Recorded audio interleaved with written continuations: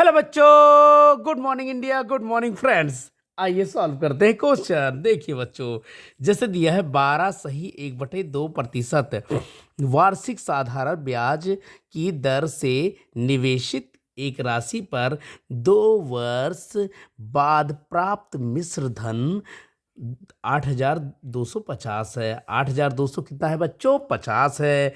प्राप्त साधारण ब्याज ज्ञात कीजिए। प्राप्त साधारण ब्याज ज्ञात कीजिए। तो हम लोग इसको बेसिक मेथड से सॉल्व करते हैं बच्चों। तो हमने माना मूलधन, हमने माना क्या बच्चों? मूलधन। हमने मूलधन कितना मान लिया बच्चों? पी मान लिया। कितना मान लिया बच्चों? पी मान लिया। हमने मूलधन कितना मान लिया बच्चों? पी मान लिया। उसके बाद हम क्या करेंगे बच्चों? हमारा मिश्रधन कितना दिया है? 8,250। 8,250। तो हम लिखते हैं बच्चों 8,250 माइनस पी। पी दे दिया है और बराबर फिर कह रहा है कि 12 सही 1/2% वार्षिक ब्याज की दर से, यानी कि दर हमारा इतना दे रखा है बच्चों। तो हम क्या लिखेंगे बच्चों? तो हम लिखेंगे पी गुणे साधारण ब्याज की दर से। तो पी गुणे क्या हो जाएगा बच्चों? 12 सही 1/2। तो 12 सही 1/2 को हम लोग क्या लिख सकते हैं? 12 दूना 24। 12 दूना 24। 24 एक 25। तो हम इसको 25/2 लिख सकते हैं बच्चों। लिख सकते हैं कि नहीं लिख सकते? 12 दूना 24 है, ये कितना हो गया बच्चों? 25 हो गया। तो हम यहाँ पे इसी के स्थान पे हम लिख देंगे बच्चों 25/2। 25 क्या लिख देंगे बच्चों? 2। लेकिन इसका फॉर्मूला क्या होता है? यहाँ पे 100 हम रखेंगे और यहाँ पे भी हम लोग 2 वर्ष रखेंगे। क्या दिया है? समय कितना दिया है बच्चों? 2 वर्ष। समय कितना दिया है बच्चों? 2 वर्ष। ये बच्चों समय है। ये बच्चों क्या है बच्चों? समय। तो समय कितना दे दिया बच्चों? 2 वर्ष दे दिया। समय कितना दे दिया बच्चों? 2 वर्ष। अगर हम इसको काटेंगे तो 2 से 2 खत्म हो गया। 25 एकम 25 और 25 चौके कितना हो गया बच्चों? 100 हो गया। 25 चौके कितना हो गया बच्चों? 100 हो गया। अब आइए इसको सॉल्व करते हैं। तो 82 और 50 माइनस पी बराबर पी एकम पी, यानी कि P/4 ही तो बचेगा बच्चों। हाँ, यही बचेगा बच्चों। तो आइए हम देखते हैं जल्दी जल्दी। फिर हमारा दे दिया 8,250। ये इधर भाग है तो उस तरफ जाके क्या हो जाएगा बच्चों? गुणा हो जाएगा। तो हमने किससे गुणा कर दिया? 4 से गुणा कर दिया बराबर पी। ठीक बच्चों? ठीक बच्चों, अब देखिए बच्चों, इसको हम क्या करेंगे? 8,285 को अगर 4 से हम भाग देंगे तो कितना आएगा बच्चों? तो हम लोग गुणा करेंगे। गुणा करेंगे तो कितना आएगा बच्चों? तो हम गुणा कर लेंगे। 4 शून्य शून्य, 4 पंचे 20, 4 पंचे 20, 20 के 0, 20 के कितना हो जाएगा बच्चों? 0, हासिल बचा 2। 4 दूनी 8, 8 के 2, 8 और 2 कितना हो जाएगा बच्चों? 10 हो जाएगा। और 4 8 32 और 1 33 हो जाएगा। कितना आ जाएगा बच्चों? 33,000 आ जाएगा। मैं साफ साफ लिख दे रहा हूँ।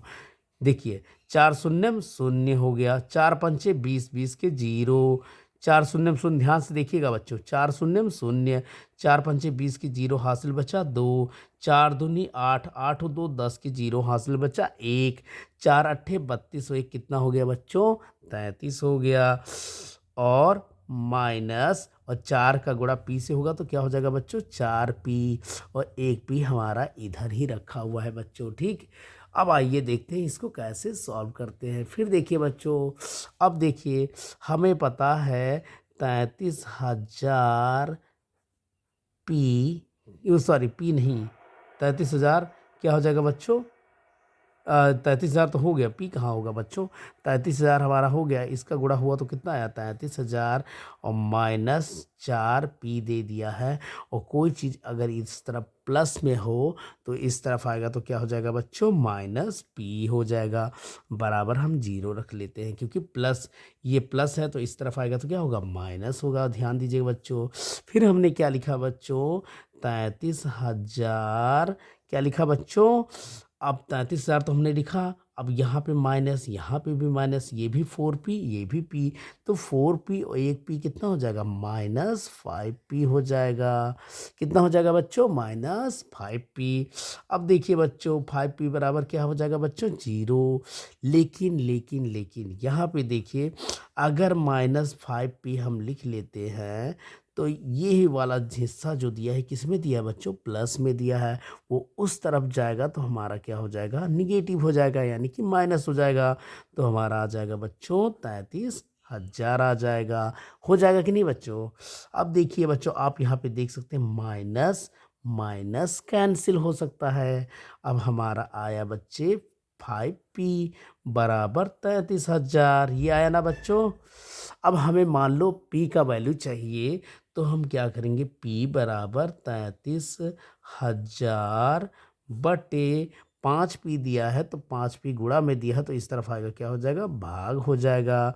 अब हम भाग दे देते हैं, अब भाग देते हैं, अब भाग हम दे देते हैं। देखिए बच्चों कैसे देंगे, 33,000 और किससे देंगे बच्चे, 5 से, तो 5 छक्के 30, 3 आया, ये कट गया, फिर ये 0 उतारे, 5 छक्के 30, ये भी कट गया। अब जितने 0 बचे हैं उतने 0 हम उतार लेते हैं, तो यहाँ भी 0, यहाँ भी 0, तो यहाँ भी 0 हमें बढ़ाना पड़ेगा बच्चों। अब हमारा आ गया p का वैल्यू कितना आ गया बच्चों, p का वैल्यू कितना आ गया बच्चों, देखिए p का वैल्यू कितना आ गया बच्चों, 6600। p का वैल्यू कितना आ गया बच्चों, 6600। p हमारा क्या है बच्चों, मूलधन है। ध्यान से देखिएगा, क्या है बच्चों, मूलधन है। अब हमें पूछा है साधारण ब्याज, तो साधारण ब्याज का फॉर्मूला क्या होता है, साधारण ब्याज का फॉर्मूला क्या होता है बच्चों, तो साधारण ब्याज का फॉर्मूला होता है मिश्र धन माइनस मूलधन, मिश्र धन माइनस मूलधन, मिश्र धन माइनस मूलधन। मिश्र धन हमारा दिया है बच्चों 8,250 और माइनस मूलधन कितना आया बच्चे, 6600। कितना आया बच्चों, 6600। ये देखिए मूलधन मैंने निकाला।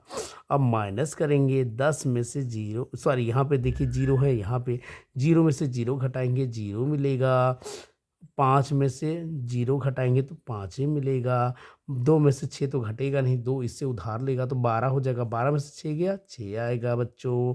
यहाँ बचेगा, यहाँ अब यहाँ के बचेगा क्या बच्चों, 7 बचेगा, 7 में से 6 गया 1 बचेगा, 7 में से 6 गया 1 बचेगा, 1650 हमारा क्या आ गया बच्चे, साधारण ब्याज आ गया। क्या आ गया बच्चों, साधारण ब्याज। अब आइए देखते हैं ऑप्शन, कौन सा ऑप्शन सही होता है। तो कितना आया बच्चों, हम लोग देख लेते हैं 1650। अब आइए देखते हैं 1650 कौन सा ऑप्शन सही, option number A is correct है, होगा बच्चे।